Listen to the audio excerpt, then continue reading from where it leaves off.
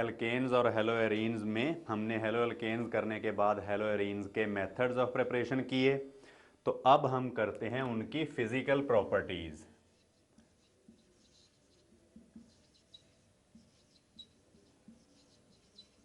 Physical properties में आप जानते हो कि हम क्या क्या स्टडी किया करते हैं। एक उन टाइप के कंपाउंड की सॉल्युबिलिटी, और दूसरी बात उनके मेल्टिंग और बॉइलिंग पॉइंट्स। तो इस तरीके से हम इनको स्टडी करते हैं। तो सबसे पहले हम कर लेंगे सॉल्युबिलिटी, और सॉल्युबिलिटी में भी आपको पता है सबसे पहले हम चेक करते हैं देयर सॉल्युबिलिटी इन वाटर, कि वाटर में ये सॉल्युबल हैं कि नहीं, क्योंकि वाटर को हम यूनिवर्सल सॉल्वेंट बोलते हैं और वाटर होता भी बहुत ज़्यादा अवेलेबल है। तो अगर वाटर में डिज़ोल्व हो जाए तो हम इसको डिज़ोल्व ही वाटर में करेंगे। तो इसकी सॉल्युबिलिटी अगर वाटर में चेक करनी है तो हम देखेंगे कि ये क्या वाटर के साथ हाइड्रोजन बॉन्ड्स बना सकता है कि नहीं। अगर हाइड्रोजन बॉन्ड बना सकता हो तब वाटर में सॉल्युबल होगा, अदरवाइज नहीं होगा। और आपने कंडीशंस फॉर हाइड्रोजन बॉन्डिंग में भी स्टडी किया है कि हाइड्रोजन बॉन्डिंग सिर्फ तभी होती है जब हाइड्रोजन एटम डायरेक्टली अटैच्ड हो टू फ्लोरीन, ऑक्सीजन और नाइट्रोजन। और हेलो एल्केन्स में, हेलो एरीन्स में ऐसा तो कभी भी नहीं होता। तो इसलिए ये वाटर में इनसॉल्युबल ही रहेंगे, जस्ट लाइक हेलो एल्केन्स। और जो कॉमन ऑर्गेनिक सॉल्वेंट्स हैं उनमें ये सॉल्युबल होंगे। तो आप लिख सकते हो insoluble in water because of absence of hydrogen bonding,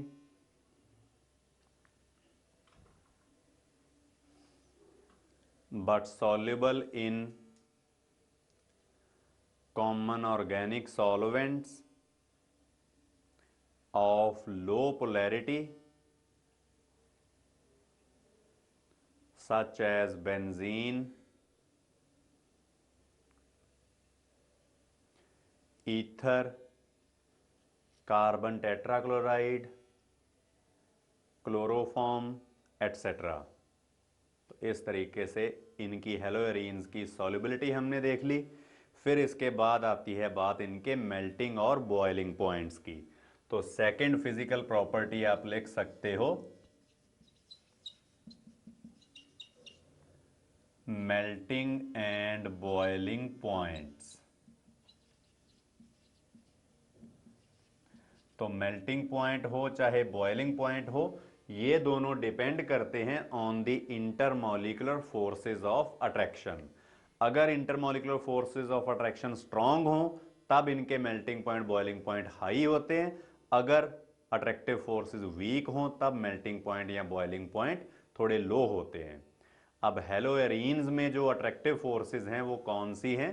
these are dipole dipole attraction primarily, और ये सिंपल वैंडरवाल्स फोर्सेस से ज्यादा स्ट्रांग होती हैं। तो इसलिए इनके मेल्टिंग पॉइंट, बॉइलिंग पॉइंट जो भी हैं ये ज्यादा होंगे as compare to corresponding aromatic hydrocarbons. हाँ, फिनोल से ये थोड़े कम होंगे क्योंकि फिनोल्स में हो जाएगी हाइड्रोजन बॉन्डिंग।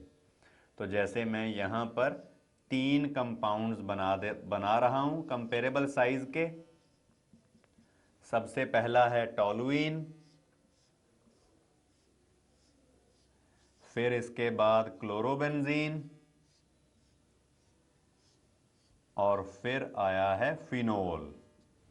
तो आप देख सकते हो कि इसमें सिर्फ वैंडरवाल्स फोर्सेस ऑफ अट्रैक्शन होंगी, यहां पर हेलोएरीन में डाइपोल डाइपोल अट्रैक्शंस भी होंगी, और फिनोल्स में साथ में यहां पर इंटरमॉलिक्यूलर हाइड्रोजन बॉन्डिंग होगी, क्योंकि यहां पर एक हाइड्रोजन है जो डायरेक्टली अटैच्ड है ऑक्सीजन के साथ। तो ये कंडीशंस फॉर हाइड्रोजन बॉन्डिंग को फुलफिल करता है, इसलिए फिनोल का बॉइलिंग पॉइंट सबसे ज्यादा होगा, क्लोरोबेंजीन का उससे कम, और टोलुइन का सबसे कम। बिल्कुल सिमिलर तरीके से इनके मेल्टिंग पॉइंट्स भी वेरी करेंगे। जो थोड़ी बहुत सोचने वाली बात आती है वो होती है डाई हेलोएरीन्स में, कि जैसे अगर मैं यहां पर बनाऊं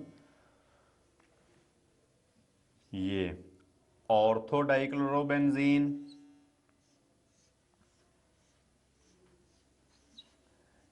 फिर मेटा डाइक्लोरोबेंजीन और पैरा डाइक्लोरोबेंजीन। तो अगर बॉइलिंग पॉइंट्स देखने हों तब तो सिर्फ इंटरमॉलिक्यूलर फोर्सेस ऑफ अट्रैक्शन ही देखने की जरूरत होती है।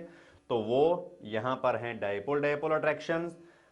ऑर्थो डाइक्लोरोबेंजीन की डाइपोल मूवमेंट सबसे ज्यादा होती है क्योंकि इसमें एक डाइपोल है इधर और एक डाइपोल है इधर, तो दोनों का वेक्टर सम काफी ज्यादा होगा।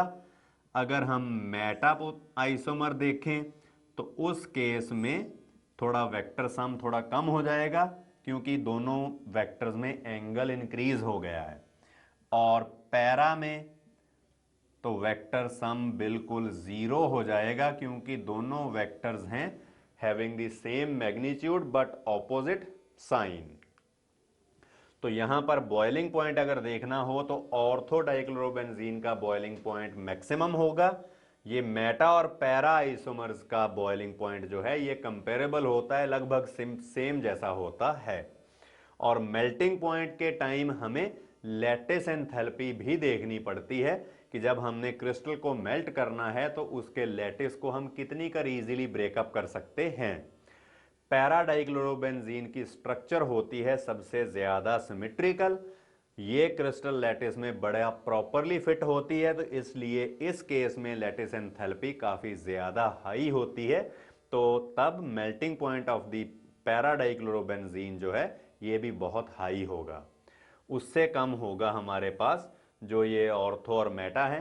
इसमें डाइपोल डाइपोल अट्रैक्शन थोड़ी ज्यादा स्ट्रांग होने के कारण मेल्टिंग पॉइंट थोड़ा ज्यादा होगा और ये मेटा वाले का सबसे कम होगा।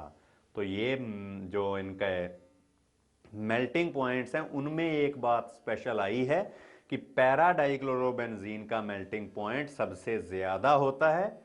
क्यों? क्योंकि इसकी शेप है symmetrical which fits well in the crystal lattice. तो therefore lattice enthalpy as well as melting point is very high. तो इसके साथ फिजिकल प्रॉपर्टीज होती हैं खत्म। तो हम करते हैं chemical properties of haloarenes.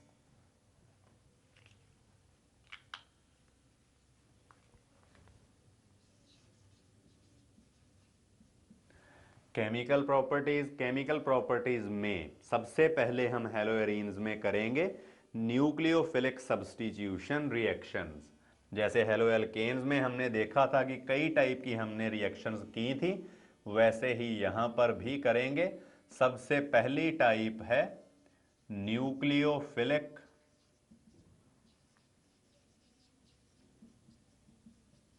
Substitution reactions. यहां पर मैं हेलोएल्केन की भी रिएक्शन लिखूंगा क्योंकि हमें कंपेयर करनी होती है reactivity of haloalkanes and haloarenes. Haloalkanes में हमने किया था जैसे क्लोरोइथेन में हम NaOH एक्वस ऐड करें, यानी कि वाटर में इसका सॉल्यूशन ऐड करें, तब आपको मैंने बताया था कि मेटल हो कोई भी और हेलोजन हो कोई भी, जब भी आते हैं सामने सामने तो इमीडिएटली मेटल हेलाइड की फॉर्म में लूज हो जाते हैं। तो यहां पर एक बॉन्ड इस कार्बन का ब्रेक हुआ, एक बॉन्ड ऑक्सीजन का ब्रेक हुआ, तो दोनों एटम्स में एक नया बॉन्ड फॉर्म हो जाएगा। ये रिएक्शन स्पॉन्टेनियसली हो जाती है at the room temperature. Room temperature पर ही ये रिएक्शन हो जाती है, कोई यहां पर हमें स्पेशल कंडीशंस कुछ ध्यान रखने की जरूरत नहीं पड़ती। पर अगर यहां पर हेलोएरीन हम यूज करें, जैसे मैं क्लोरोबेंजीन यूज करूं, क्लोरोबेंजीन में अगर मैं NaOH एक्वस ऐड करूं तो तब रिएक्शन बहुत स्लो होती है। तो इस केस में हीट करना पड़ता है अप टू 623 केल्विन, तो मतलब 250 डिग्री सेल्सियस के आसपास है, काफी ज्यादा हीट किया है। और प्रेशर भी very high, 300 atmosphere pressure, ordinary pressure से 300 गुना ज्यादा प्रेशर करना पड़ता है, तब जाके ये सब्स्टिट्यूशन होती है। और ये भी चीज आप पढ़ोगे आगे फिनोल्स में कि जो फिनोल्स होती हैं ये वाटर से ज्यादा स्ट्रांगली एसिडिक होती हैं, तो इसलिए वाटर ये NaOH के साथ रिएक्शन करके सोडियम सॉल्ट और वाटर जो है वो इमीडिएटली बना देती हैं। माइनस हो जाएगा यहां से NaCl, पहले तो यहां पर OH बना, जैसे ही फिनोल बनी ये NaOH के दूसरे मॉलिक्यूल के साथ रिएक्शन करके यहां पर सोडियम सॉल्ट और वाटर बना देंगी, साथ में माइनस वाटर भी होगा, वाटर भी लूज होगा। पर हमें अगर चाहिए OH ग्रुप, बेंजीन रिंग के ऊपर अगर OH ग्रुप ही लगाना हो तो तब इसमें हमें डाइल्यूट HCl ऐड करते हैं। तो वो क्या करेगा, यहां से NaCl लूज हो जाएगा, सेपरेट हो जाएगा और हमें मिल जाएगी फिनोल। यानी कि इस तरीके से बेंजीन रिंग के ऊपर जो क्लोरीन था उसको हमने OH ग्रुप से रिप्लेस कर लिया।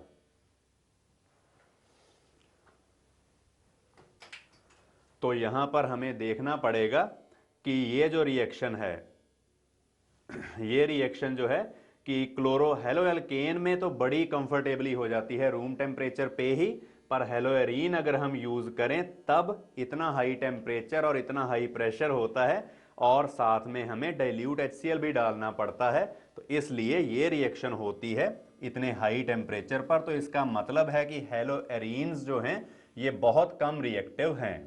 तो ये थी पहली substitution reaction, that is substitution by OH group. फिर हम दूसरी सब्स्टिट्यूशन करते हैं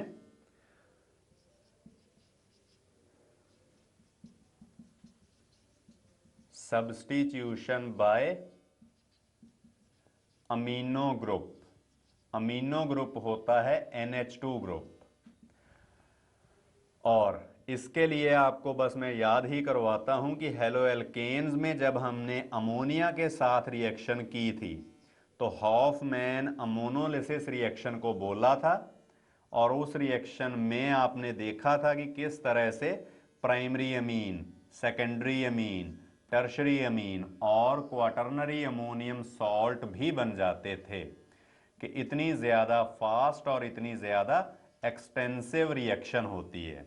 पर जब हम हेलोएरीन यूज़ करें तब एक तो हमें हीट करना पड़ा अप टू 200 डिग्री सेल्सियस, साथ में प्रेशर भी इंक्रीज करना पड़ा up to 60 atmosphere, 60 times pressure increase किया और हमें साथ में Cu2O क्यूप्रस ऑक्साइड भी डालना पड़ा to carry out the reaction. तब जाके कहीं रिएक्शन जो है वो होती है। तो इस तरीके से साथ में यहां पर Cu2Cl2 प्लस वाटर बनता है। तो ये रिएक्शन भी कितनी स्लो हुई, हेलोएल्केन में ये बहुत फास्ट होती है। तो इस तरीके से हम अगेन फिर यही बात कहेंगे कि haloarenes are quite less reactive as compare to haloalkanes. और तीसरी हम सब्स्टिट्यूशन करते हैं substitution by nitrile group. Nitrile group आपको पता है कि साइनाइड ग्रुप को हम कहते हैं। तो ये भी काफी स्लो चलेगी। हेलोएल्केन्स में तो हमने देखा था कि हेलोएल्केन में सिंपली KCN ऐड कर दो तो सब्स्टिट्यूशन हो जाती है। पर अगर हम अब हेलोएरीन यूज करें तो उस केस में रिएक्शन किस तरह से होती है ये भी हम देखते हैं। हेलोएल्केन की मैं ये रिएक्शन नीचे लिख रहा हूं कि इस तरह से हमने रिएक्शन की थी। KCN अल्कोहलिक हम कॉमनली ऐड करते हैं तो रूम टेम्परेचर पे ही ऑर्डिनरीली क्लोरोइथेन से प्रोपेन नाइट्राइल जो है वो हमें मिल गया था। पर अगर हम क्लोरोबेंजीन में इस क्लोरीन को नाइट्राइल ग्रुप से रिप्लेस करना चाहें तो इस केस में ये रिएक्शन इतनी इजीली नहीं होती। यहां पर हमें क्यूप्रस साइनाइड ऐड करना पड़ता है और हीट करना पड़ता है up to 473 kelvin in the presence of an organic base like pyridine, तब जाके ये रिएक्शन होती है। और यहां पर साथ में हमें मिल जाएगा क्यूप्रस क्लोराइड। तो इस तरीके से तीनों रिएक्शंस में आपने देख लिया कि जो nucleophilic substitution over benzene ring है ये बहुत ज़्यादा डिफिकल्ट प्रोसेस है, बहुत स्लो होती है। तो इससे हम कंक्लूजन निकालते हैं कि nucleophilic substitution reactions in haloarenes are quite less. तो आप एक क्वेश्चन लिख सकते हो, वेरी इंपॉर्टेंट क्वेश्चन है, अक्सर बोर्ड एग्जाम में पूछा जाता है और कंपटीशंस में इसके साथ रिलेटेड, इसके ऊपर बेस्ड क्वेश्चंस आते हैं। तो इसका मैकेनिज्म क्या है हमारे पास, तो ये हम देखेंगे अब। आप क्वेश्चन लिख सकते हो कि haloarenes are less reactive than haloalkanes. Haloarenes are less reactive than haloalkanes, why? अब ये हम कैसे कहेंगे, आंसर में आप लिख सकते हो, this can be explained with the help of following three factors. Number one, resonance effect. Resonance effect.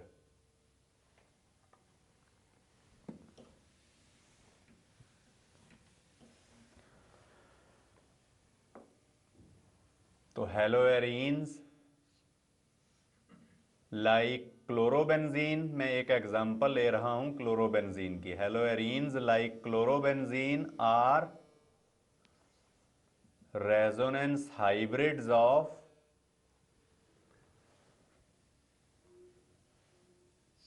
The following 5 structures. और क्लोरोबेंजीन में आप देख सकते हो कि क्लोरीन के ऊपर है लोन पेयर यानी कि N, non bonding electron pair, फिर उसके बाद सिग्मा बॉन्ड और उसके बाद पाई बॉन्ड। तो यहां पर N पाई कंजुगेशन है, लोन पेयर और पाई बॉन्ड ऑल्टरनेट हो गए एक दूसरे से। तो N पाई कंजुगेशन हो तो रेजोनेंस किस तरीके से प्रोसीड होती है ये भी मैंने आपको सिखाया था रेजोनेंस इफेक्ट में, कि lone pair changes to a bond pair और बॉन्ड पेयर जो है वो कन्वर्ट हो जाता है इनटू ए लोन पेयर। तो हमारे पास जो अगली रेजोनेटिंग स्ट्रक्चर है वो इस तरह से ऑब्टेन होगी। यहां पर कार्बन और क्लोरीन में डबल बॉन्ड बन जाएगा। ये बॉन्ड बनने से पहले लोन पेयर जो था वो सिर्फ क्लोरीन के ऊपर था, पर जब बॉन्ड बन गया तो एक इलेक्ट्रॉन तो कार्बन के शेयर में आ गया, था वो क्लोरीन का, तो इसका मतलब क्लोरीन का एक इलेक्ट्रॉन का लॉस हुआ, तो इसके ऊपर होगा पॉजिटिव चार्ज। और इस पाई बॉन्ड में एक इलेक्ट्रॉन तो है इस टॉप कार्बन का, जब इसको भी हमने इस कार्बन के ऊपर ट्रांसफर कर दिया तो ये वाली जो कार्बन है ये एक इलेक्ट्रॉन गेन करती है, तो इसलिए इसके ऊपर नेगेटिव चार्ज आ जाएगा। बाकी की स्ट्रक्चर बिल्कुल वैसी ही रहेगी। फिर इसके बाद आपको दोबारा दिखाई दे रही है N पाई कंजुगेशन, तो resonance will proceed further. Lone pair जो है वो ये कन्वर्ट हो जाएगा इनटू ए बॉन्ड पेयर और बॉन्ड पेयर बदल जाएगा एक लोन पेयर में। तो हमारे पास नेक्स्ट रेजोनेटिंग स्ट्रक्चर बनेगी, ये हमने प्लस R इफेक्ट में बनाई थी क्लोरोबेंजीन जैसी स्ट्रक्चर्स।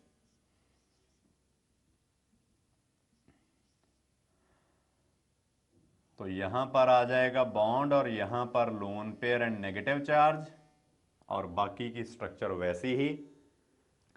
फिर से हमें दिखाई दे रही है N, सिग्मा और पाई, N पाई कंजुगेशन, तो रेजोनेंस जो है वो फर्दर प्रोसीड करेगी। यहां से लोन पेयर जो है that will change into A bond pair and bond pair will change into A lone pair.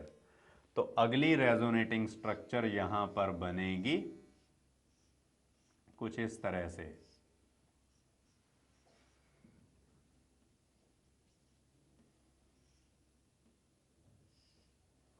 यहां पर आ जाएगा डबल बॉन्ड और ये जो डबल बॉन्ड था इसका यहां पे लोन पेयर और नेगेटिव चार्ज, ये चीज बनेगी।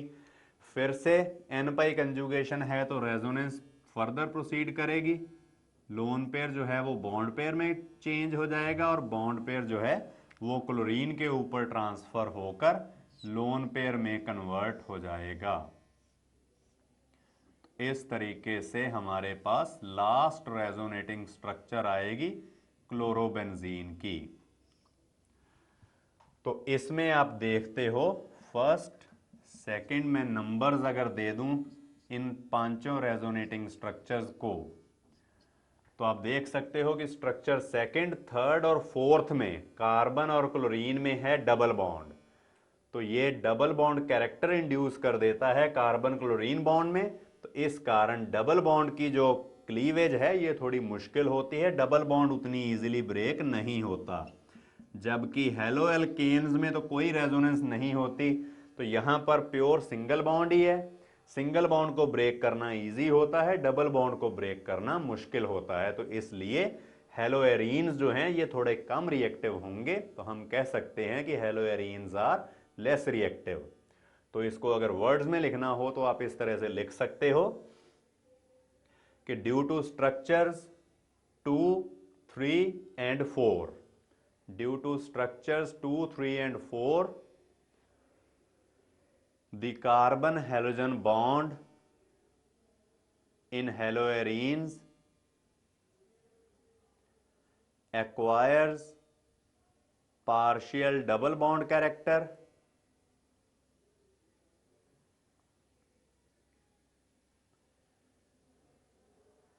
which is difficult to be broken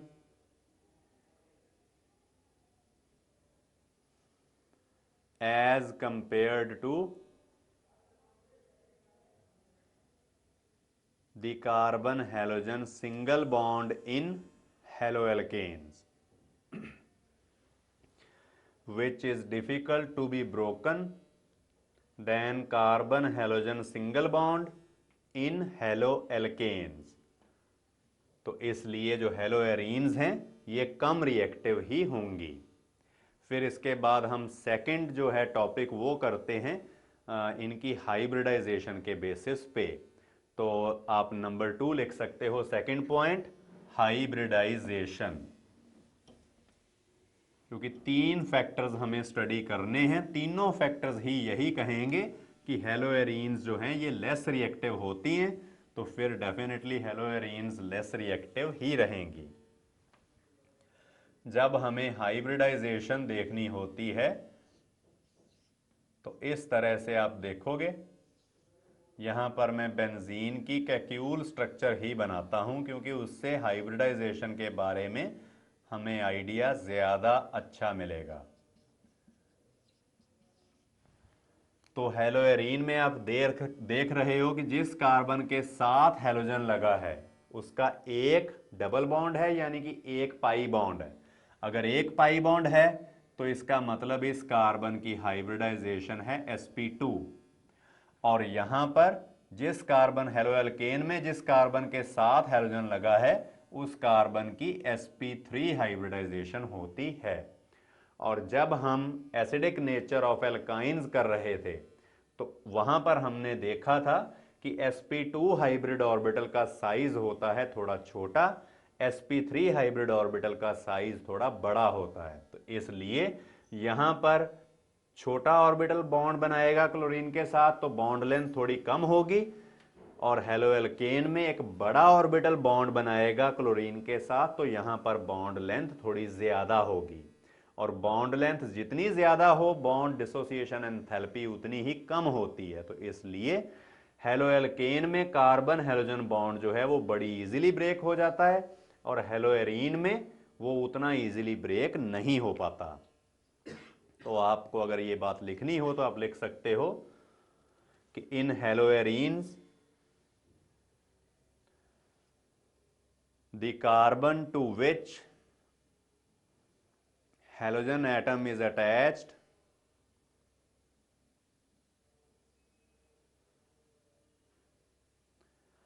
is sp2 hybridized, while in haloalkanes it is sp3 hybridized।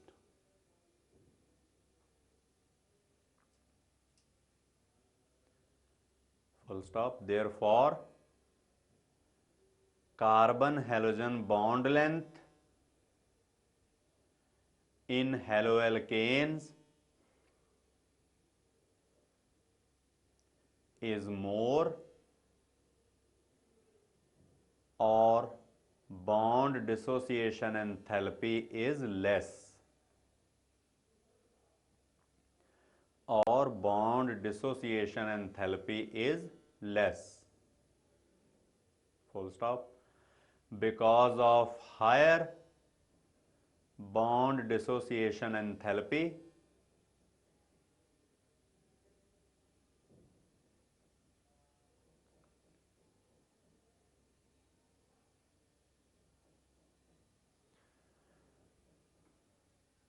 haloarenes are less reactive than haloalkanes.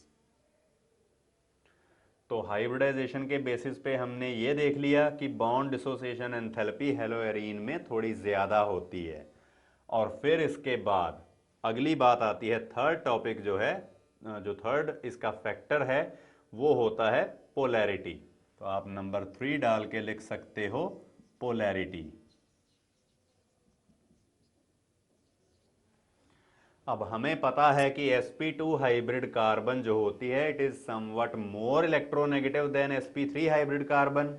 ये भी हमने एसिडिक नेचर ऑफ एल्काइंस करते टाइम स्टडी किया था कि जो sp हाइब्रिड कार्बन है वो सबसे ज्यादा इलेक्ट्रोनेगेटिव होती है, sp2 हाइब्रिड कार्बन उससे कम इलेक्ट्रोनेगेटिव होती है और sp3 सबसे कम इलेक्ट्रोनेगेटिव होती है। तो यहां पर आप देख सकते हो कि sp3 हाइब्रिड कार्बन है या लेस इलेक्ट्रोनेगेटिव कार्बन है, तो इसलिए क्लोरीन जो है वो शेयर्ड इलेक्ट्रॉन पेयर को काफी ज्यादा स्ट्रांगली अपनी तरफ डिस्प्लेस कर लेगी। तो क्लोरीन के ऊपर पार्शियल नेगेटिव चार्ज ज्यादा होगा और जबकि कार्बन के ऊपर जो पार्शियल पॉजिटिव चार्ज है वो भी ज्यादा होगा, यानी कि कार्बन क्लोरीन बॉन्ड ज्यादा पोलर होगा।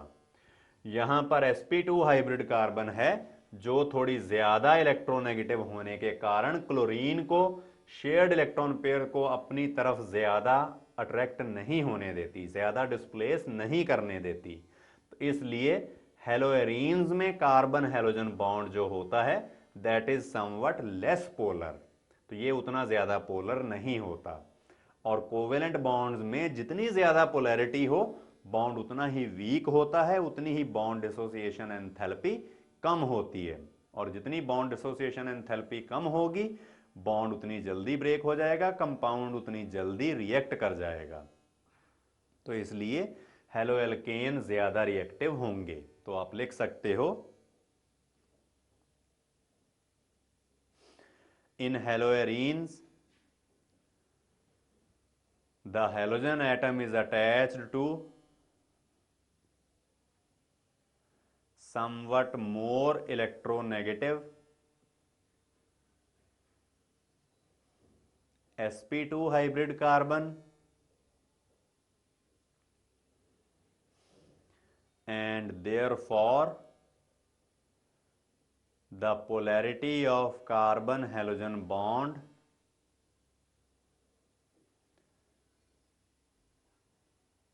is less in haloarenes, is less in haloarenes, full stop, hence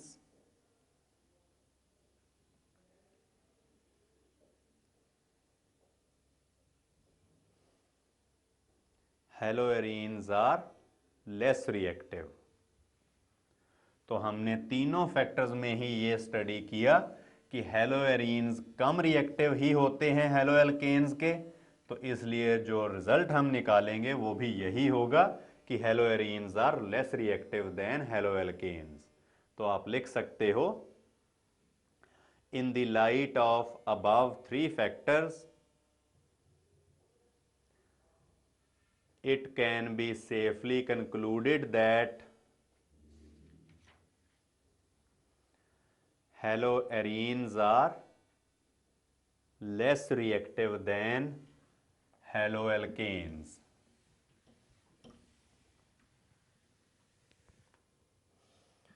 तो हेलोएल्केन्स की हमने न्यूक्लियोफिलिक हेलोएरीन्स की हमने न्यूक्लियोफिलिक सब्स्टिट्यूशन रिएक्शंस तो तीनों कर ली थी। तो अब हम करेंगे effect of substituents on the reactivity of haloarenes. तो आप लिख सकते हो heading effect of substituents on reactivity of haloarenes. तो जो हमने रिएक्शन की थी मैं वही रिपीट कर रहा हूं यहां पर कि क्लोरोबेंजीन में अगर हम NaOH ऐड करें यानी कि OH ग्रुप की रिप्लेसमेंट करनी चाहें OH ग्रुप से, तो टेम्परेचर हमें करना पड़ा था 623 केल्विन, प्रेशर करना पड़ा था 300 एटमॉस्फेयर और साथ में डाइल्यूट HCl भी ऐड करना पड़ा था। तब जाके जो क्लोरीन है वो रिप्लेस हुई थी विद OH ग्रुप। अब अगर मैं बेंजीन रिंग के ऊपर कोई इलेक्ट्रॉन विदड्रॉइंग ग्रुप लगा दूं, जैसे पैरा पोजीशन पर मैंने नाइट्रो ग्रुप लगा दिया, तो इसमें अगर सिमिलर रिएक्शन मैं करनी चाहूं तो इस केस में टेम्परेचर जो है वो काफी कम हो जाता है 443 केल्विन ही, और pressure even ordinary atmospheric pressure पे ही रिएक्शन हो जाती है। यहां पर हमें ज़्यादा हाई प्रेशर भी नहीं करना पड़ता। तो इस तरीके से हमें ऑब्टेन हो जाएगी पैरा नाइट्रोफिनोल। और अगर हम दो नाइट्रो ग्रुप्स लगा दें बेंजीन रिंग के ऊपर,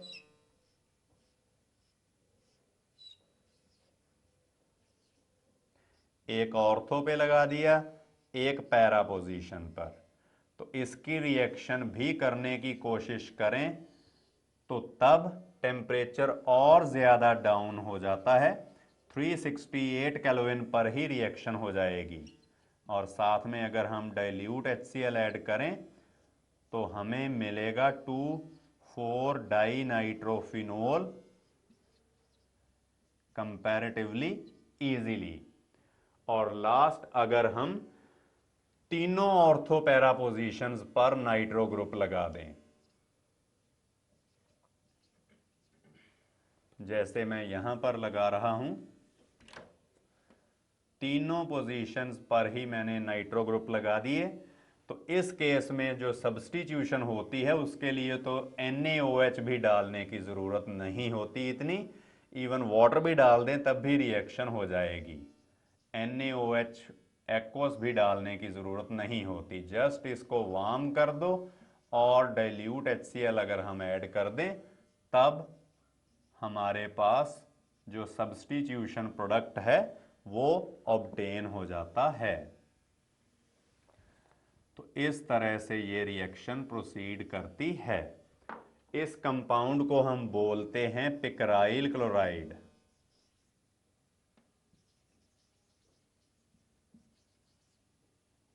और इस कंपाउंड को बोला जाता है पिक्रिक एसिड।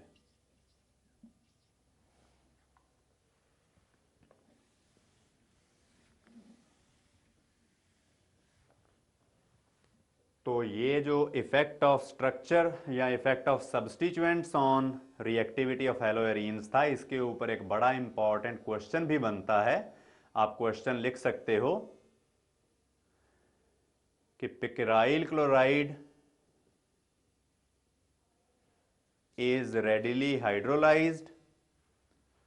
जैसे यहां पर अगर हम वाटर भी ऐड कर दें तो भी बिल्कुल सिमिलर तरीके से रिएक्शन हो जाती है, तब तो डाइल्यूट HCl भी नहीं डालना पड़ता। Picryl chloride is readily hydrolysed while chlorobenzene is not।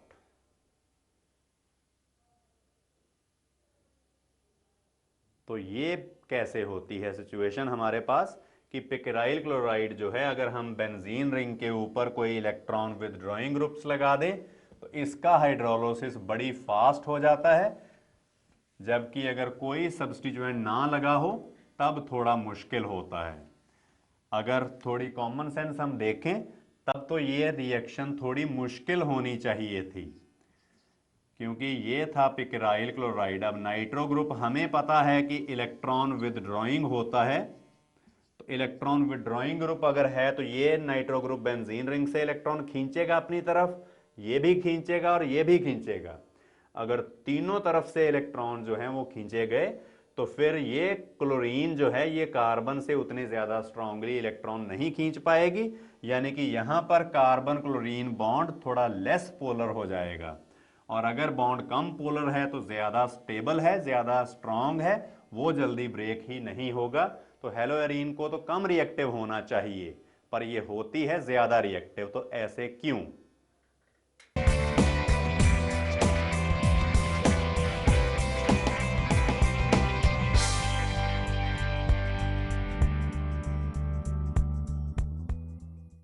तो picryl chloride is readily hydrolysed while chlorobenzene is not. तो इस क्वेश्चन का आंसर हम करेंगे by taking the example of by taking considering the mechanism of nucleophilic substitution reaction. तो ये किस तरह से जो सब्स्टिट्यूशन मैकेनिज्म है वो चलता है। तो सबसे पहले मैं क्लोरोबेंजीन में, मतलब जिसमें कोई और सब्स्टिट्यूएंट नहीं लगाया हुआ, वो एग्जाम्पल लेकर बात एक्सप्लेन करूंगा कि न्यूक्लियोफिलिक सब्स्टिट्यूशन होगी कैसे। जैसे ये है क्लोरोबेंजीन, तो इसमें हमें कोई न्यूक्लियोफाइल सब्स्टिट्यूट करना है। तो यहाँ पे इस केस में तो पर्टिकुलरली हम कर रहे थे OH नेगेटिव ही। तो OH नेगेटिव जो है ये कहाँ पे अटैक करेगा या किस तरह से सब्स्टिट्यूशन जो मैकेनिज्म है वो चलेगा। तो हमें पता है कि OH नेगेटिव है, न्यूक्लियोफाइल है, तो ये वहीं पे अटैक करेगा जहां पर पॉजिटिव चार्ज थोड़ा सा ज्यादा हो। और क्लोरीन क्योंकि कार्बन से ज्यादा इलेक्ट्रोनेगेटिव होती है तो शेयर्ड इलेक्ट्रॉन पेयर को अपनी तरफ विड्रॉ करेगी। तो इस कार्बन के ऊपर पार्शियल पॉजिटिव चार्ज अगर होगा तो वो सबसे ज्यादा होगा, तो न्यूक्लियोफाइल जो है वो यहीं पे ही अटैक करेगा। और ये भी आपने इलेक्ट्रोमेरिक इफेक्ट में स्टडी किया था कि जब कोई न्यूक्लियोफाइल किसी पाई बॉन्डेड कार्बन को अप्रोच करता है तो pi electrons are transferred away from that carbon, ये उस कार्बन से दूर चले जाएंगे। नेचुरल बात है कि same charges repel each other. जब कोई नेगेटिवली चार्ज्ड आयन इस कार्बन के पास आएगा तो इसके साथ जो loosely held negatively charge pi electrons हैं ये इससे दूर चले जाएंगे। तो हमारे पास जो सब्स्टिट्यूशन रिएक्शन है वो स्टार्ट होगी कुछ इस तरह से। यहां पे एक क्लोरीन तो लगी हुई थी पहले, अब एक और OH ग्रुप आके लग गया और इस पाई बॉन्ड में एक इलेक्ट्रॉन है ऊपर क्लोरीन वाले टॉप कार्बन का। जब उसको भी हमने इधर शिफ्ट कर दिया तो ये वाली कार्बन जो है वो एक इलेक्ट्रॉन गेन करेगी, इस कारण इसके ऊपर नेगेटिव चार्ज आ जाएगा। तो इस तरीके से आगे हम देखते हैं कि यहां पर N सिग्मा और पाई, N पाई कंजुगेशन है तो यहां पर फिर रेजोनेंस होगी, क्योंकि यहां भी कहीं कंजुगेशन हुई, रेजोनेंस तो वहां पर होगी ही होगी। तो रेजोनेंस कैसे होती है? हमें पता है कि lone pair will change into A bond pair और बॉन्ड पेयर चेंज हो जाता है इनटू ए लोन पेयर। तो हमें नेक्स्ट रेजोनेटिंग स्ट्रक्चर ऑब्टेन होगी कुछ इस तरह से।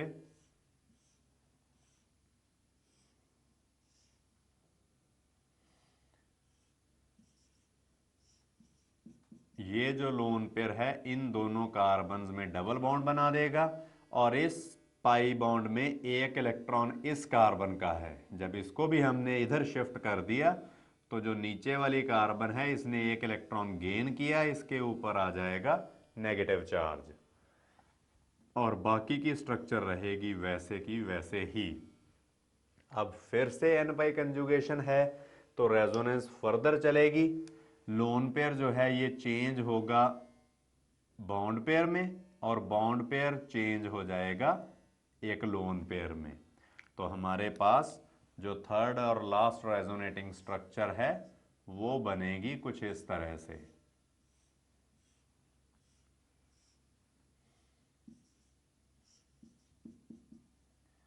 अब यहां पर एक पाई बॉन्ड और आ जाएगा और इस पाई बॉन्ड का इस ऑर्थो पोजीशन पर लोन पेयर और नेगेटिव चार्ज हो जाएगा। तो इन तीनों स्ट्रक्चर्स बनने के बाद फिर क्या होगा कि यहां से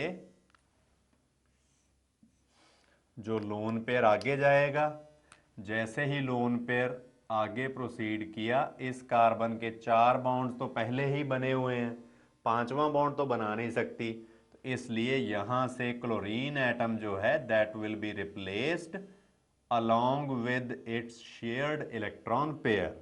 जो इसने इलेक्ट्रॉन पेयर दूसरे एटम के साथ शेयर किया था कार्बन के साथ, वो भी लेकर Cl नेगेटिव आयन की फॉर्म में ये यहां से लूज हो जाएगी।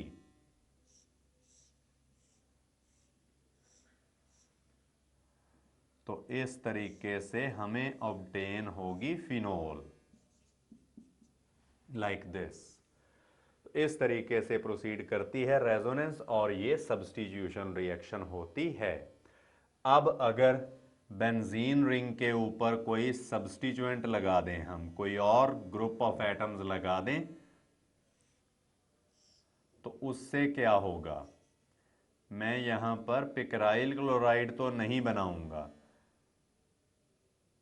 जस्ट ये पैरा पोजीशन पर नाइट्रो ग्रुप लगा दिया, तो इसके बाद OH नेगेटिव का अगर अटैक हो इसके ऊपर तो किस तरह से रिएक्शन प्रोसीड करेगी वो यहां पे बता रहा हूं कि ये न्यूक्लियोफाइल जाएगा to the carbon containing the halogen, और पाई इलेक्ट्रॉन जो हैं वो नेक्स्ट कार्बन के ऊपर ट्रांसफर हो जाएंगे, और आगे जो हमारे पास प्रोडक्ट बनेगा वो कुछ इस तरह से बनेगा।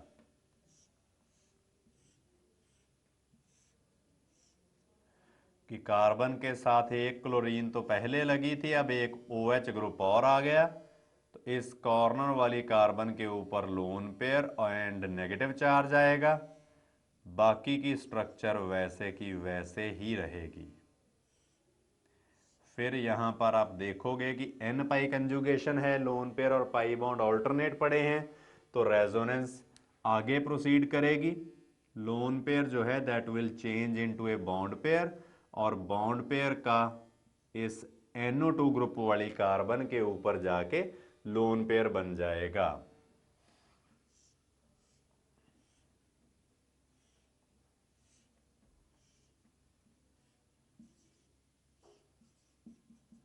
इस तरीके से ये स्ट्रक्चर अब बनेगी। यहां पर है नाइट्रो ग्रुप और इधर इसी कार्बन के ऊपर लोन पेयर भी और नेगेटिव चार्ज भी आ जाएगा। अब फिर से N पाई कंजुगेशन है तो रेजोनेंस फर्दर प्रोसीड करेगी। मैं ये स्ट्रक्चर्स मिटा रहा हूं यहां पे क्योंकि हमने जो कंपैरिजन करना है वो इन तीनों रेजोनेटिंग स्ट्रक्चर्स में ही करना है। तो फिर से लोन पेयर जो है ये चेंज होगा इनटू ए बॉन्ड पेयर, और बॉन्ड पेयर जो है वो चेंज होगा इनटू ए लोन पेयर। तो हमारे पास नेक्स्ट रेजोनेटिंग स्ट्रक्चर जो है वो बन जाएगी इस तरीके से।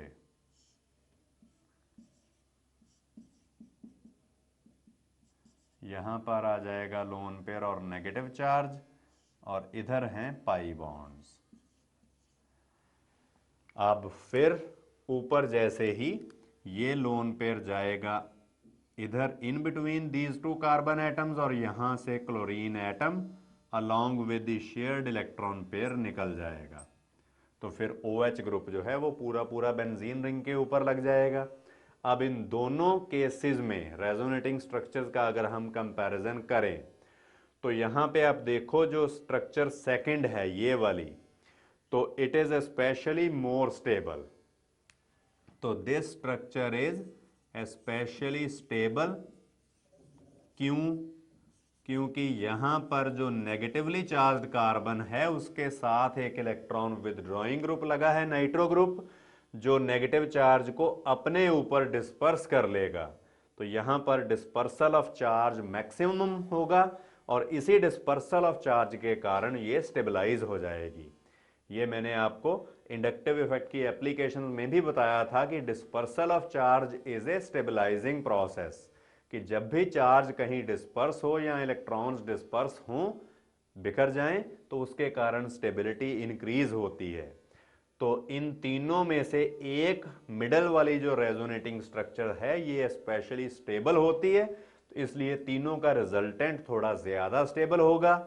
और अगर इस न्यूक्लियोफाइल के अटैक से कुछ स्टेबल चीज बनी या कम एनर्जी वाली हमारे पास अरेंजमेंट बनी तो वो तो फिर फटाफट बन जाएगी। यानी कि ये जो पैरा नाइट्रोक्लोरोबेंजीन थी इसके ऊपर नए न्यूक्लियोफाइल का अटैक ज्यादा रेडिली होगा as compare to simple chlorobenzene. तो इसका मतलब अगर हम इस ऑर्थो पोजीशन पर भी नाइट्रो ग्रुप लगा दें तो पहली स्ट्रक्चर भी स्पेशली स्टेबल हो जाएगी। और पिक्राइल क्लोराइड में यहां पर तीनों ऑर्थो पैरा पोजीशन पर नाइट्रो ग्रुप्स होते हैं, इसलिए उस केस में ये तीनों रेजोनेटिंग स्ट्रक्चर्स ही स्पेशली स्टेबल होंगी। और आपको मैंने ऑर्गेनिक में बात बताई है कि more stable A product more readily it is formed and formed in greater quantity. That is जितना ज्यादा स्टेबल होगा कोई प्रोडक्ट वो उतनी जल्दी बनेगा और उतना ही ज्यादा बनेगा। तो इसीलिए ही जो पिक्राइल क्लोराइड है उसके ऊपर OH नेगेटिव आयन या कोई न्यूक्लियोफाइल बड़ी फास्ट अटैक करता है और वहां पर सब्स्टिट्यूशन जो है वो ज्यादा इजीली कर देता है, जबकि क्लोरोबेंजीन में कोई भी स्ट्रक्चर ऐसे करके ज्यादा स्टेबल नहीं बनती, इसीलिए ही क्लोरोबेंजीन में उतनी फास्ट रिएक्शन नहीं होती। तो अगर हम नाइट्रो ग्रुप को सिंपल इलेक्ट्रॉन विड्रॉइंग ग्रुप समझकर कम पोलैरिटी की बात करेंगे तब वो प्रॉपरली एक्सप्लेन नहीं होगा क्वेश्चन। तो क्वेश्चन की पिक्राइल क्लोराइड है वो रेडिली हाइड्रोलाइज होता है, वो इसी तरीके से ही हम जो है बेटर एक्सप्लेन कर सकते हैं। फिर इसके बाद अगली टाइप की रिएक्शंस आती हैं, सेकेंड टाइप की रिएक्शंस हेलोएरीन्स में। These are reactions with metals. जैसे हमने हेलोएल्केन्स में भी की थी, बिल्कुल सिमिलर रिएक्शंस हैं, रिएक्शंस विद मेटल्स। तो सबसे पहले हम करेंगे रिएक्शन विद मैग्नीशियम।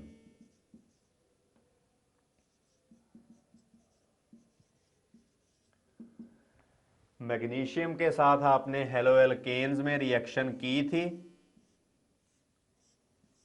कि ग्रिग्नार्ड्स रिएजेंट्स बनते थे।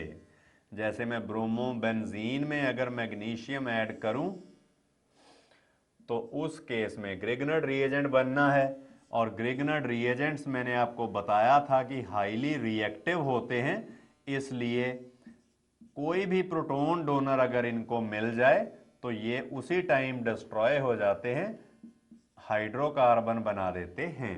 तो अगर हमें ग्रिग्नार्ड रिएजेंट को ही एज सच बचा के रखना है तो सॉल्वेंट जो यूज करेंगे हम वो that should be free from moisture और any other proton donor.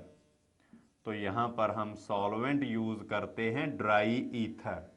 Dry ether का मतलब है ether without even traces of moisture, जिसमें मॉइस्चर जरा भी नहीं होना चाहिए, क्योंकि अगर जरा भी वाटर आ गया तो वो ग्रिग्नार्ड रिएजेंट को बेंजीन रिंग में ही कन्वर्ट कर देगा।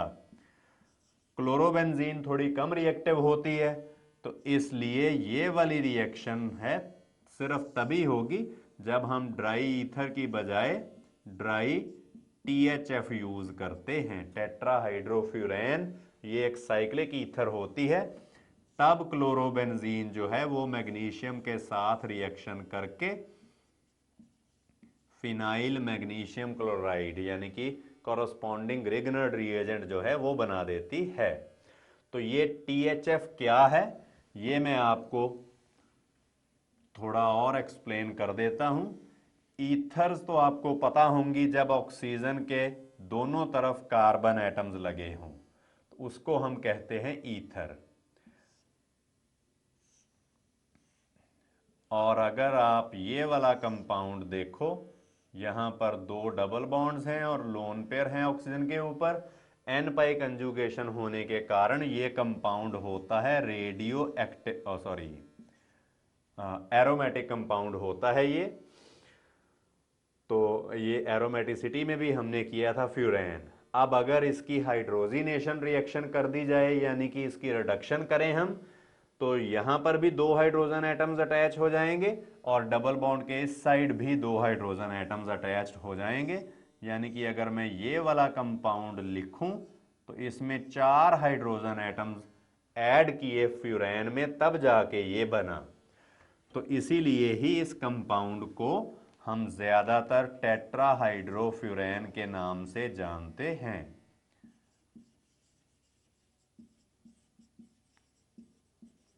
टेट्राहाइड्रोफ्यूरेन। तो ये सिचुएशन यहां पर चलेगी। तो इस तरीके से हमने देख लिया कि मैग्नीशियम के साथ रिएक्शन करके जो हेलोएरीन्स हैं वो भी ग्रेगनर रिएजेंट बना देते हैं। आयोडोबेंजीन भी बिल्कुल इसी तरीके से ही रिएक्शन करती है। फिर सेकेंड रिएक्शन हम करते हैं, रिएक्शन विद सोडियम। हेलोएल्केन्स में हमने इस रिएक्शन को कहा था वर्ट्ज रिएक्शन। तो उसी तरीके से हेलोएरीन्स में भी रिएक्शन होगी। जैसे मैं वो वर्ट्ज रिएक्शन भी लिख देता हूं यहां पर। इसमें अगर हम सोडियम ऐड करें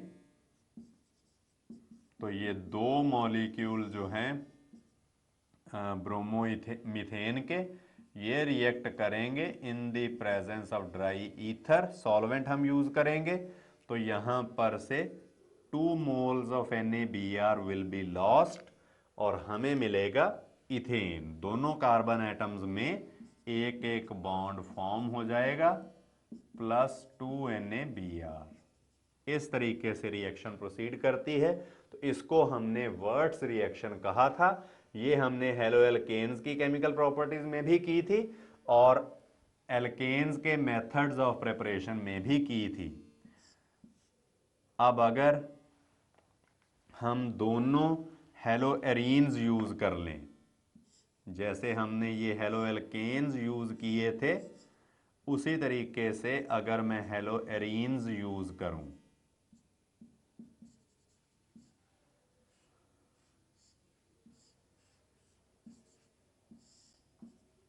under similar conditions, dry ether ही सॉल्वेंट हम यूज करेंगे, तो यहां से भी 2 moles ऑफ NaBr जो हैं वो निकल जाएंगे और दोनों बेंजीन रिंग्स जो हैं वो एक दूसरे के साथ अटैच हो जाएंगी।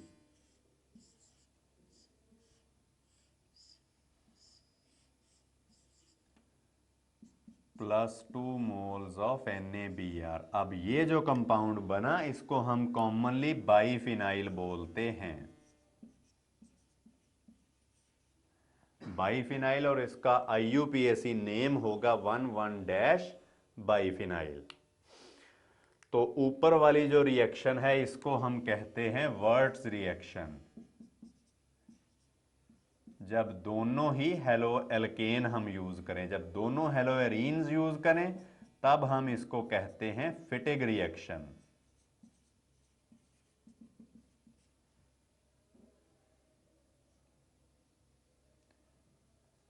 फिटिग रिएक्शन। और अगर एक हेलोएल्केन हम यूज करें और एक हेलोएरीन ले लें, तब वर्ट्स वाली बात भी हुई और फिटिग वाली बात भी हुई। तो उस केस में हम रिएक्शन को वर्ट्स फिटिग रिएक्शन कह देंगे।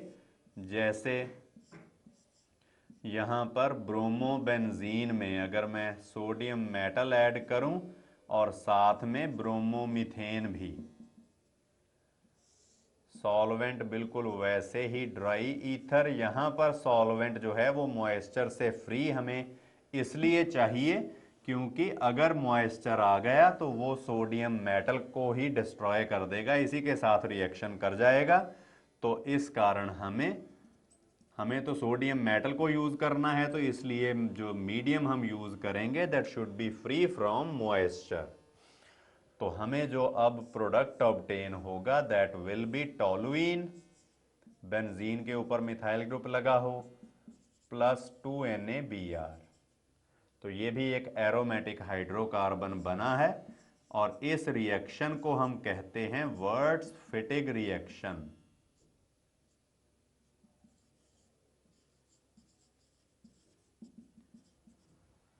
Words Fittig reaction. तो इस तरीके से जो सेकंड रिएक्शन थी हमारे पास वो हमने कर ली। फिर तीसरी रिएक्शन आती है रिएक्शन विद कॉपर पाउडर। आप थर्ड केस लिख सकते हो रिएक्शन विद कॉपर पाउडर।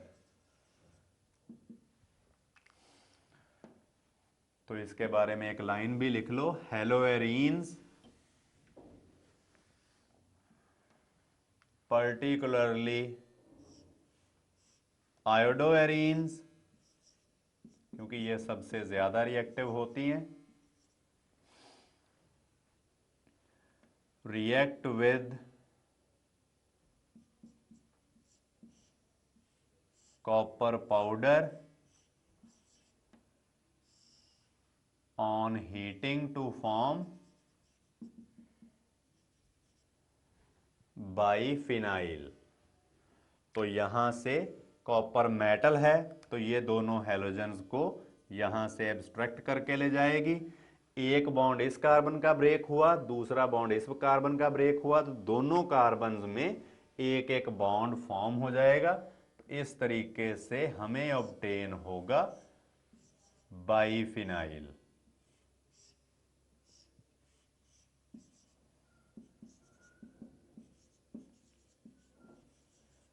और साथ में Cu2I2 जो क्यूप्रस ऑक्साइड का डाइमर होता है ये मिल जाता है। तो इस रिएक्शन को कहा जाता है उल्मन रिएक्शन, कि जब हम आयोडोबेंजीन की कॉपर पाउडर के साथ रिएक्शन करके जो कॉरस्पॉन्डिंग एरोमेटिक हाइड्रोकार्बन बना लेते हैं बाइफिनाइल, तो उस रिएक्शन को हम कहते हैं उल्मन रिएक्शन। फिर इसके बाद फोर्थ रिएक्शन हम करते हैं रिएक्शन विद लिथियम।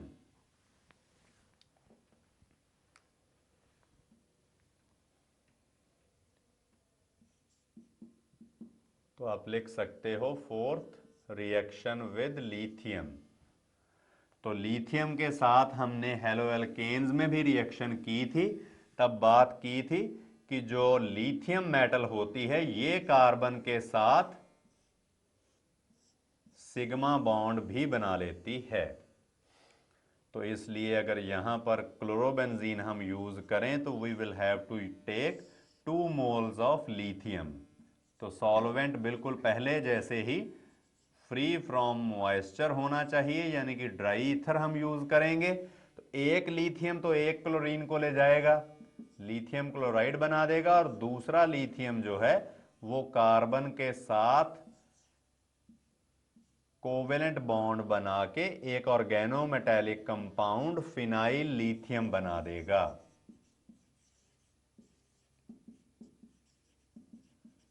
बिल्कुल सिमिलर तरीके में आपने हेलोएल्केन्स में भी ये रिएक्शन की थी।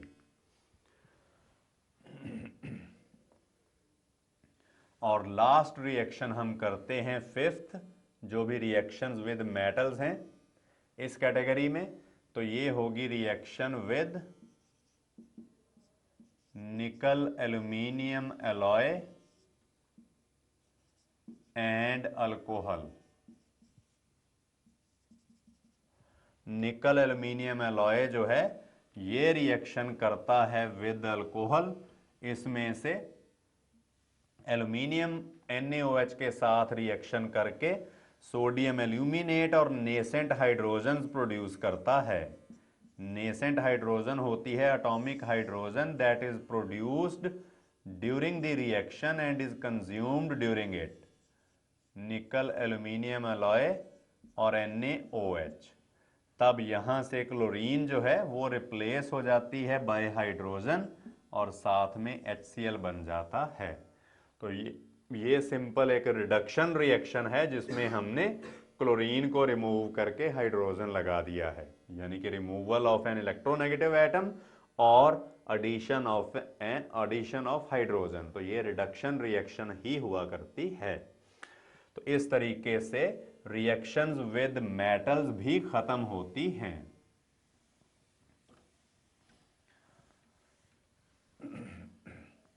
और फिर थर्ड टाइप की रिएक्शंस आएंगी, रिंग सब्स्टिट्यूशन रिएक्शंस।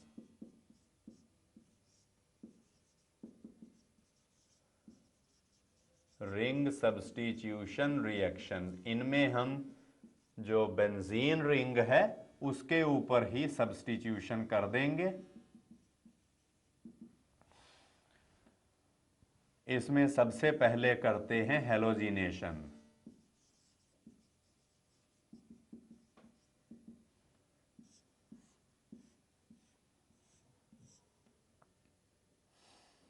और हेलोजिनेशन करने से पहले मैं आपको एक बात बता दूं कि क्लोरीन है या कोई भी और हेलोजन है तो इसके ऊपर होते हैं तीन तीन लोन पेयर्स। तो एन पाई कंजुगेशन करके ये रेजोनेंस करते हैं, यानी कि बेंजीन रिंग की सभी ऑर्थो और पैरा पोजीशन जो होती हैं ये इलेक्ट्रॉन रिच हो जाती हैं, पार्शियल नेगेटिव चार्ज होता है। तो इसीलिए ही जो अगर ऑर्थो पैरा पोजीशन ज्यादा इलेक्ट्रॉन रिच हुई तो जो इनकमिंग इलेक्ट्रोफाइल होगा वो या तो ऑर्थो पोजीशन पे जाएगा या पैरा पोजीशन पर ही जाएगा। तो इसलिए अगर हम हेलोजिनेशन करें यानी कि इसमें क्लोरीन ऐड करें इन the presence of anhydrous AlCl3 या FeCl3, बिल्कुल वैसे ही जैसे हमने हेलोएल्केन्स के हेलोएरीन्स के मेथड्स ऑफ प्रिपरेशन में बात की थी। अब ये दूसरा हेलोजन एटम है तो ये या तो जाएगा ऑर्थो कार्बन पे, तो हमें मिलेगी ऑर्थो डाइक्लोरोबेंजीन, या जाएगा पैरा कार्बन पे और हमें मिल जाएगी पैरा डाइक्लोरोबेंजीन और साथ में HCl। इस तरीके से हेलोजिनेशन होगी। तो जो क्लोरीन होता है नो डाउट ये ऑर्थो पैरा डायरेक्टिंग ग्रुप तो है पर साथ में रिंग को थोड़ा कम रिएक्टिव कर देता है, इसलिए इसको थोड़ा हीट भी करना ही पड़ेगा।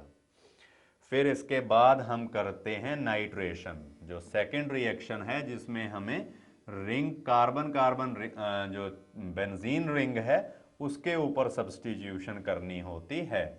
तो सेकंड हम करेंगे नाइट्रेशन, कि जब नाइट्रो ग्रुप जो है वो लगाना हो। तो ये नाइट्रेशन हम करते हैं जबकि क्लोरोबेंजीन में हम कंसेंट्रेटेड नाइट्रिक एसिड ऐड करेंगे। बिल्कुल सिमिलर रिएक्शन हमने की थी एरीन्स की केमिकल प्रॉपर्टीज में या एरोमेटिक हाइड्रोकार्बन्स की केमिकल प्रॉपर्टीज में। तो इसमें कंसेंट्रेटेड नाइट्रिक एसिड यूज किया जाता है इन the presence of concentrated H2SO4। तो हमें मिलेगा या तो ऑर्थो पोजीशन पर नाइट्रो ग्रुप अटैच हो जाएगा या पैरा पोजीशन पर नाइट्रो ग्रुप अटैच हो जाएगा और साथ में मिलेगा वाटर। तो इस तरीके से नाइट्रेशन ऑफ क्लोरोबेंजीन हो जाती है कि जिसमें हम जो हेलोएरीन है उसके और जगह पे जो हाइड्रोजन है उनको रिप्लेस करके कोई और ग्रुप लगा दें। तो ये मैंने आपको पहले भी बताया था कि रिंग के अगर किसी भी हाइड्रोजन को रिप्लेस करके कोई और एटम या ग्रुप ऑफ एटम लगाना हो तो वो हमेशा इलेक्ट्रोफिलिक सब्स्टिट्यूशन रिएक्शन होती है, न्यूक्लियोफिलिक सब्स्टिट्यूशन कभी भी नहीं होती। वो सिर्फ 2-3 केसेस में आप करोगे और वो भी बहुत in the end of the organic chemistry आप करोगे। कुछ स्पेशल केसेस होते हैं जब बेंजीन रिंग के ऊपर न्यूक्लियोफिलिक सब्स्टिट्यूशन भी हो जाएगी। तो अब यहां पर इलेक्ट्रोफिलिक सब्स्टिट्यूशन रिएक्शन ये कैसे है, तो इसके लिए मैं आपको जनरेशन ऑफ इलेक्ट्रोफाइल दिखा देता हूं। फिर उसके बाद हेलोजिनेशन में मैंने मैकेनिज्म ऑफ इलेक्ट्रोफिलिक सब्स्टिट्यूशन आपको करवाया था, तो वो बिल्कुल वैसे ही प्रोसीड करेगी। ये रिएक्शन हम करते हैं इन द प्रेजेंस ऑफ H2SO4 और H2SO4 एक बहुत स्ट्रॉन्ग एसिड होने के कारण अपने आप आयोनाइज हो जाता है into H positive and HSO4 negative. तो ये जो H पॉजिटिव बना ये फिर नाइट्रिक एसिड के ऊपर अटैक करके जो इलेक्ट्रोफाइल है उसको जनरेट करेगा। अब अगर आप यहां पर देखो तो इस ऑक्सीजन के ऊपर भी 2 लोन पेयर्स हैं, इस ऑक्सीजन के ऊपर भी 2 लोन पेयर्स हैं और इस ऑक्सीजन के ऊपर तो 3-3 लोन पेयर्स हैं। तो H पॉजिटिव ने जाना वहीं है जहां से इसको इलेक्ट्रॉन्स मिल सकते हों। तो फिर ये कौन से ऑक्सीजन एटम के ऊपर अटैक करेगा? इस डबल बॉन्डेड ऑक्सीजन के ऊपर, या इस कोऑर्डिनेट बॉन्ड वाली ऑक्सीजन के ऊपर, या इस हाइड्रोजन वाली ऑक्सीजन के ऊपर? तो इसके लिए हमें देखना होगा कि किस ऑक्सीजन के ऊपर लोन पेयर जो है वो सबसे ज्यादा अवेलेबल है फॉर डोनेशन, क्योंकि ऑक्सीजन ने तो लोन पेयर डोनेट करना है H पॉजिटिव आयन को। तो यहां पर आप देखो जो सिंगली बॉन्डेड ऑक्सीजन है या OH ग्रुप वाली ऑक्सीजन है, इस ऑक्सीजन के साथ एक वेरी लेस इलेक्ट्रोनेगेटिव हाइड्रोजन लगा है। हाइड्रोजन तो कोई इतना ज्यादा इलेक्ट्रोनेगेटिव है भी नहीं, तो इसलिए इस ऑक्सीजन के ऊपर इलेक्ट्रॉन डेंसिटी सबसे ज्यादा होगी या पार्शियल नेगेटिव चार्ज सबसे ज्यादा होगा। और यहां पर जो रेजोनेंस होगी तो दोनों में पार्शियल डबल बॉन्ड होगा विद नाइट्रोजन। तो नाइट्रोजन से ये ऑक्सीजन उतनी ज्यादा स्ट्रांगली इलेक्ट्रॉन नहीं खींच सकती, इसलिए प्रोटोनेशन अगर होगी तो वो OH ग्रुप वाले ऑक्सीजन के ऊपर ही हो पाएगी। फिर पहले लोन पेयर यहां पर है सिर्फ ऑक्सीजन एटम के ऊपर, और जब यहां पर बॉन्ड बन गया तो एक इलेक्ट्रॉन तो हाइड्रोजन के शेयर में चला गया, था वो ऑक्सीजन का। तो इस तरीके से ऑक्सीजन का एक इलेक्ट्रॉन का लॉस हो गया। अगर इसका एक इलेक्ट्रॉन का लॉस हुआ तो इसके ऊपर आ जाएगा पॉजिटिव चार्ज, और ऑक्सीजन इस पूरे ग्रुप में सबसे ज्यादा इलेक्ट्रोनेगेटिव एटम है, और वो पॉजिटिव चार्ज फिर कैसे टॉलरेट करेगी? ये अल्कोहल्स में बहुत बार बात आएगी कि ऑक्सीजन कभी भी पॉजिटिव चार्ज को टॉलरेट नहीं करती, क्योंकि ये सेकंड मोस्ट इलेक्ट्रोनेगेटिव एटम है। तो यहां से ये फिर जो नाइट्रोजन के साथ इसने शेयर करके बॉन्ड बनाया था वो लेकर सेपरेट हो जाएगी, और एक न्यूट्रल वाटर मॉलिक्यूल यहां पे बन जाएगा, जिसमें ऑक्सीजन को उसके दोनों लोन पेयर्स वापस मिल जाते हैं, और साथ में NO2 ग्रुप जो है उसके ऊपर पॉजिटिव चार्ज आ जाता है। इसको हम कहते हैं नाइट्रोनियम आयन। ये इलेक्ट्रोफाइल है जो बेंजीन रिंग के ऊपर सब्स्टिट्यूशन करके या अटैक करके ऑर्थो नाइट्रोक्लोरोबेंजीन या पैरा नाइट्रोक्लोरोबेंजीन बना देता है। फिर इसके बाद हम थर्ड रिएक्शन करते हैं सल्फोनेशन।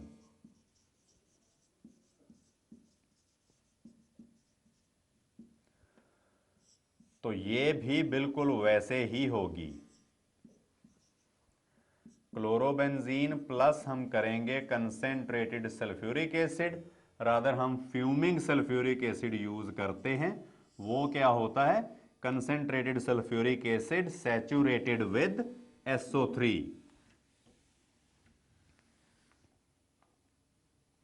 क्योंकि ये SO3 का हाइड्रेट होता है, तो इसलिए फ्यूमिंग सल्फ्यूरिक एसिड लिख लो, या एरो के ऊपर हम SO3 लिख देंगे। तो इस तरीके से यहां पर भी ऑर्थो या पैरा पोजीशंस पर सल्फोनिक एसिड ग्रुप जो है वो लग जाता है, प्लस बन जाएगा para chlorobenzene sulphonic acid plus water. तो ये वाली रिएक्शन में भी किस तरीके से SO3H ग्रुप जो है SO3H पॉजिटिव सल्फोनियम आयन प्रोड्यूस होता है, ये भी हमने एरोमेटिक हाइड्रोकार्बन्स में बात की थी। और फिर लास्ट रिंग सब्स्टिट्यूशन है Friedel craft alkylation and acylation.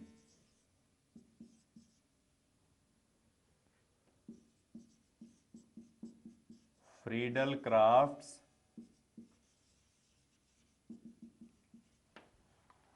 Alkylation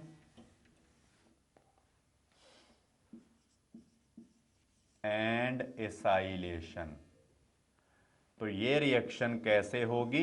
Friedel craft alkylation तो आपको पता है, आपने पहले भी एरीन्स की केमिकल प्रॉपर्टीज में की थी हमने, कि क्लोरोमीथेन इसमें ऐड करेंगे इन the presence of anhydrous AlCl3 या FeCl3। ये डाल के इसको थोड़ा सा हीट करेंगे तो ऑर्थो या पैरा पोजीशंस पर जो मिथाइल ग्रुप है वो अटैच हो जाता है।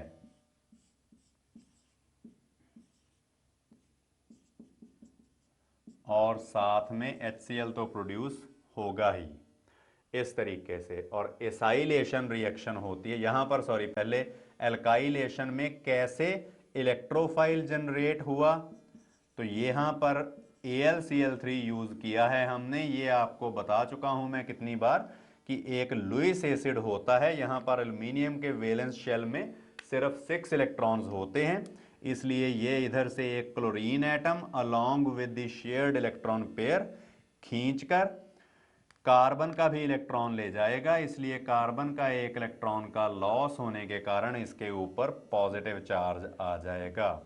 तो इस तरह से जो ये कार्बोकेटायन या इलेक्ट्रोफाइल प्रोड्यूस हुआ, ये बेंजीन रिंग की ऑर्थो या पैरा पोजीशंस पर इलेक्ट्रोफिलिक सब्स्टिट्यूशन रिएक्शन कर देगा। फिर हम करते हैं एसाइलेशन। तो एसाइलेशन के लिए हम यूज करेंगे एसाइल क्लोराइड यानी कि एसिड क्लोराइड।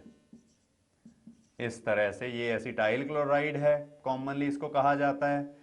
तब हमारे पास जो प्रोडक्ट बनता है वो होता है ये, या पैरा पोजीशन पर जाके एसिटाइल ग्रुप अटैच हो जाता है।